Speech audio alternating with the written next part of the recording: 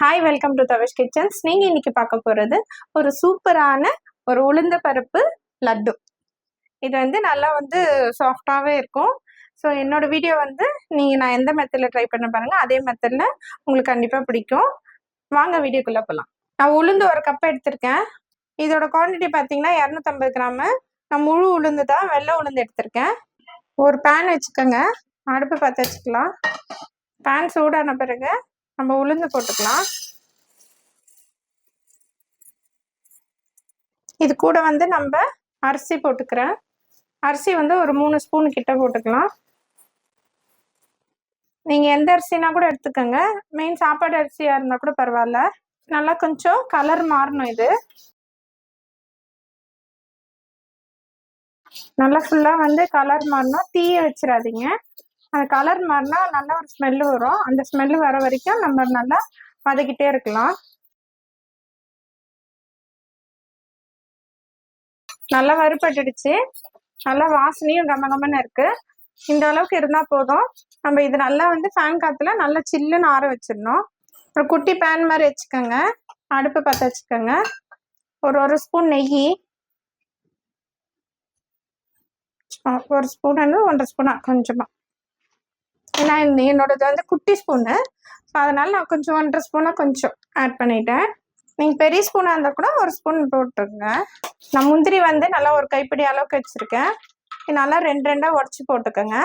நல்லா கொஞ்சம் பொன்னிறமாக வர மாதிரி, ரொம்ப கருகு வச்சிட வேண்டாம். இந்த அளவுக்கு இருந்தால் போதும். இப்போ நம்ம ஆஃப் பண்ணிடலாம். நல்லா கொஞ்சம் ஆற விட்டுடலாம். ஒரு மிக்சி ஜார் எடுத்துக்கோங்க. இது நல்லா நான் ஆற வச்சுருக்கேன். நல்லா சில்லுன்னு ஆறிடணும். இதை நம்ம மிக்சி ஜாரில் போட்டுடலாம். இது கூட 2 ஏலக்காய், நான் ஒரு 4 ஸ்பூனு வெல்லம் எடுத்திருக்கேன். இதை நல்லா ஃபைன் பேஸ்டாக நல்லா நைஸாக பவுட்ரு பண்ணிக்கணும். இதை நான் அரைச்சிட்டு வந்துடுறேன்.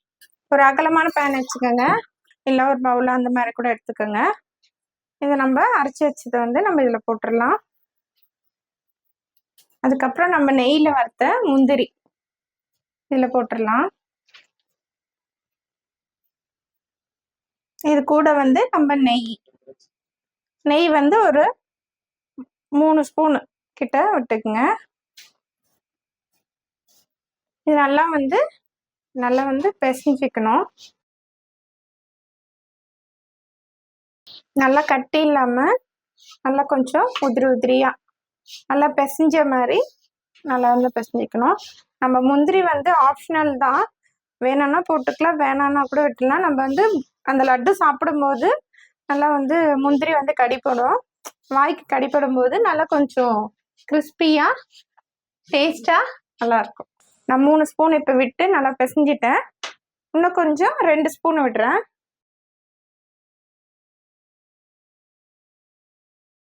இந்த அளவுக்கு நல்லா நம்ம பிசைஞ்சு வச்சுட்டோம்.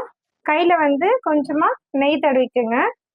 நல்லா கொஞ்சம் சின்ன சின்ன உருண்டையாக நல்லா லட்டுக்கு பிடிப்பாங்களா அந்த சைஸில்.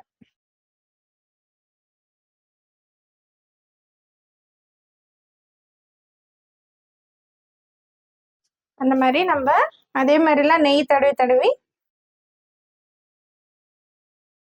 இந்த மாதிரி எல்லா மாவும் நம்ம உருண்டை பண்ணி வச்சுக்கலாம். நான் எல்லா மாவில் நம்ம உருண்டை பண்ணி வச்சுக்கிட்டோம். ஸோ நல்லா குழந்தைங்களுக்கும் ஒரு நாளைக்கு ஒன்று கொடுத்தாலே நல்லாவே ஸ்ட்ரென்த்து. இது நல்லா கொஞ்சம் நிறைய நெய் போட்டனால நல்லா கொஞ்சம் சாஃப்டாக இருக்குது. ஸோ இதே மாதிரி உங்களுக்கு நெய் கம்மியாக வேணும்னா கொஞ்சம் கம்மியாகவே கூட நம்ம ஆட் பண்ணிவிட்டு பிசைஞ்சிக்கலாம். என்னோடய வீடியோ உங்களுக்கு பிடிச்சிருந்துச்சுன்னா சப்ஸ்கிரைப் பண்ணுங்கள், லைக் பண்ணுங்கள், ஷேர் பண்ணுங்கள். பக்கத்தில் இருக்க பெல் ஐக்கான் கிளிக் பண்ணிக்கோங்க. தேங்க்யூ.